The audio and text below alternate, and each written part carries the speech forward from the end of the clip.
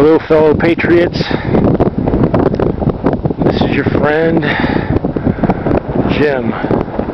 It's January 20th, 2013, and it's a Sunday evening. There's a strong wind blowing. If you can't hear it, believe me, I feel it. I'm coming to you today to warn you all. Your freedoms, whether you choose to believe it or not, are under attack as we speak.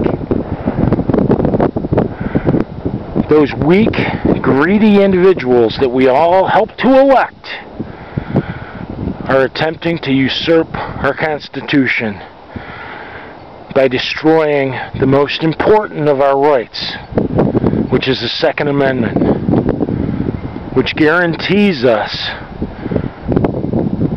the right to bear arms. But it's not the right just to hunt, because you can hunt, for crying out loud, with a spear. The reason why our forefathers gave us that right, why they wrote it into the Constitution, and why it sits so high on the amendments, is because it's the right to bear arms against a tyrannical government, against a domestic enemy, which we do now have in place and in power. Over the weekend, I learned some very unnerving pieces of information that have been since confirmed by several other sources.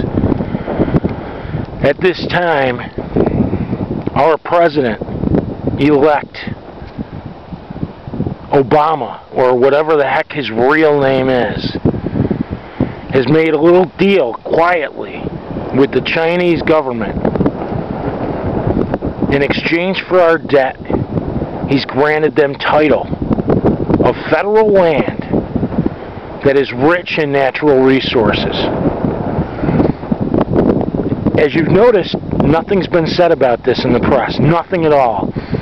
Yet Chinese military are already there, along with a backup of NATO forces on said land. Another thing that my fellow New Yorkers probably aren't aware of, part of the original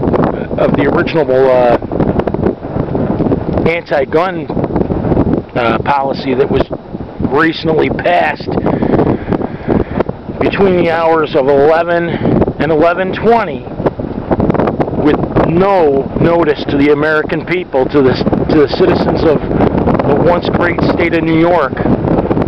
Originally, the Democrats wanted to include not only a registration clause for quote-unquote falsely monikered assault weapons, but ultimately there was a provision for confiscation. We all know where that leads. Germany, China, they've all seen it. Hitler, Mao Zedong, Russia. A lot of you don't want to believe that Sandy Hook Elementary was a false flag event. That's exactly what it was.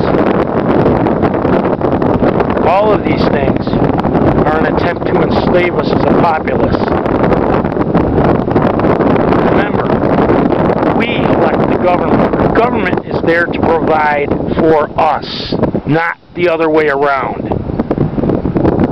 Unfortunately, at this time, I have very, very little doubt that revolution is our only option. But if that is necessary, then I will freely give my life so that the lives of future generations of Americans will again know the freedom that we all once took for granted. God bless you all. This is your friend Jim, signing off.